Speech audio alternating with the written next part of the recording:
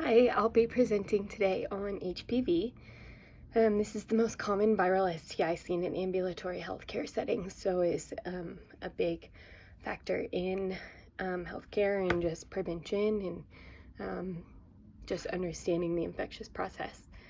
The subjective signs or symptoms, of HPV are profuse and irritating vaginal discharge, itching, painful intercourse, bleeding after sex, and bumps on the vulva or labia.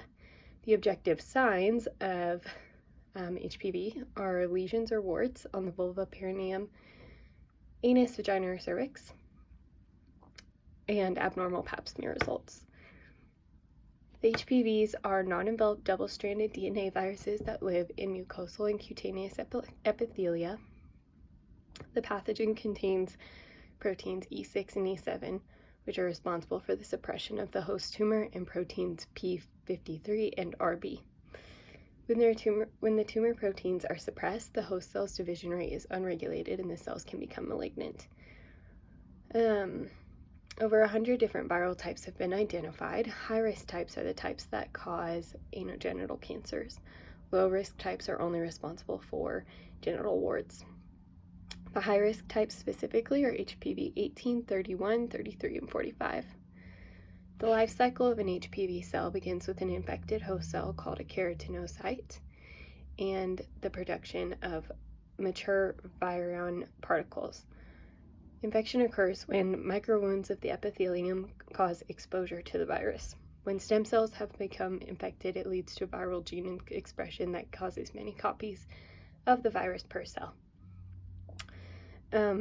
Multiple HPV strains can cause genital cancers of different types. Lesions are most often found on the buttocks, vulva, vagina, anus, and cervix. They're usually small and soft and tend to group in clusters. Pregnant women are more likely to experience HPV infections and increase with each trimester. It's also common to see the lesions grow in size throughout pregnancy.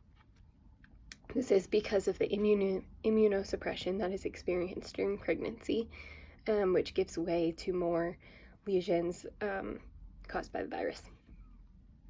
The epidemiology of HPV is that it is spread through direct contact and usually of sexual contact from human to human.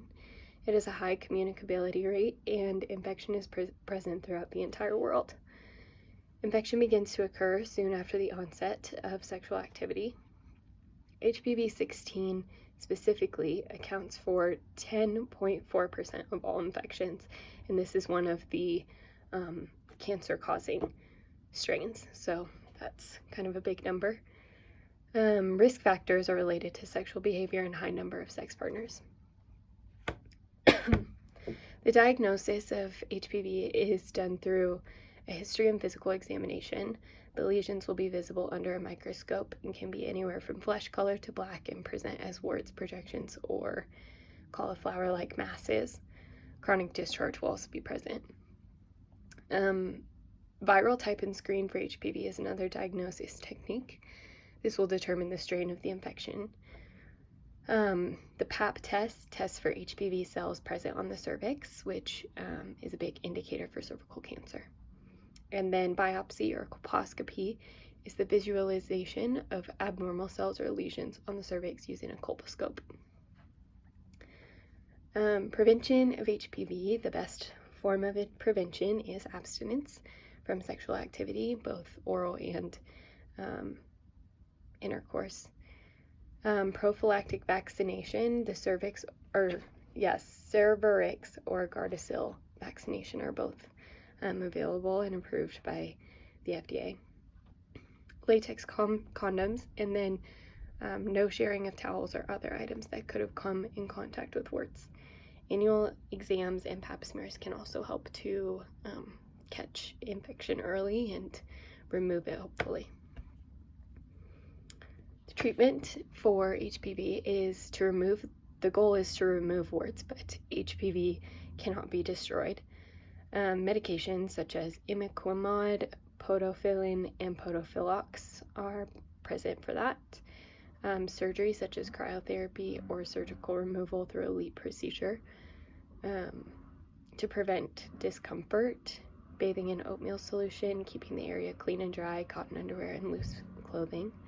And then a big treatment goal is to just promote immune function throughout the rest of the patient's life to decrease the breakouts of lesions. And then education on transmission. That's all I have for you today. Thanks for listening.